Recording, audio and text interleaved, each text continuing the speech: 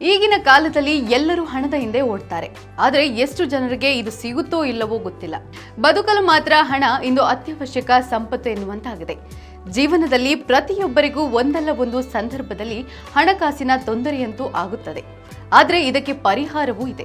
ಬದುಕಿನಲ್ಲಿ ಹಣದ ಸಮಸ್ಯೆ ಬಾರದೇ ಇರಲು ಕೆಲವು ವಾಸ್ತು ನಿಯಮಗಳನ್ನು ಪಾಲಿಸಬೇಕಾಗತ್ತೆ. ಹಿಂದೂ ಸಂಸ್ಕೃತಿಯ ಪ್ರಕಾರ ಕುಬೇರನನ್ನ ಸಂಪತ್ತಿನ ದೇವರು ಎಂದು ಪರಿಗಣಿಸಲಾಗಿದೆ.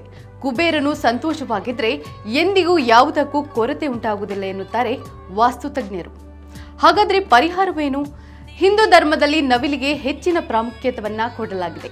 ವಾಸ್ತುಶಾಸ್ತ್ರದ ಪ್ರಕಾರ ನವಿಲಿನ ವಿಗ್ರಹವನ್ನ ಮನೆಯ ಆಗ್ನೇಯ ದಿಕ್ಕಿನಲ್ಲಿ ಇಟ್ಟುಕೊಳ್ಳುವುದು ಶುಭವೆಂದು ಪರಿಗಣಿಸಲಾಗಿದೆ. ಮನೆಯಲ್ಲಿ ನೃತ್ಯ ಮಾಡುವ ಭಂಗಿಯಲ್ಲಿರುವ ಬೆಳ್ಳಿ ನವಿಲನ್ನ ಇರಿಸುವುದರಿಂದ ಮನೆಯಲ್ಲಿ ಸಂಪತ್ತು ವೃದ್ಧಿಯಾಗುತ್ತದೆ. ಅಲ್ಲದೆ ಇದು ನಮ್ಮ ಚೇತನವನ್ನ ಜಾಗೃತಗೊಳಿಸುತ್ತದೆ ಎಂದು ವಾಸ್ತುಶಾಸ್ತ್ರದಲ್ಲಿ ತಿಳಿಸಲಾಗಿದೆ. ಇದೇ ರೀತಿಯ ಮತ್ತಷ್ಟು ವೈವಿಧ್ಯಮಯ ಸುದ್ದಿಗಾಗಿ ನೋಡ್ತಾ ಇರಿ ವಿಶ್ವವಾಣಿ ಟಿವಿ ಸ್ಪೆಷಲ್.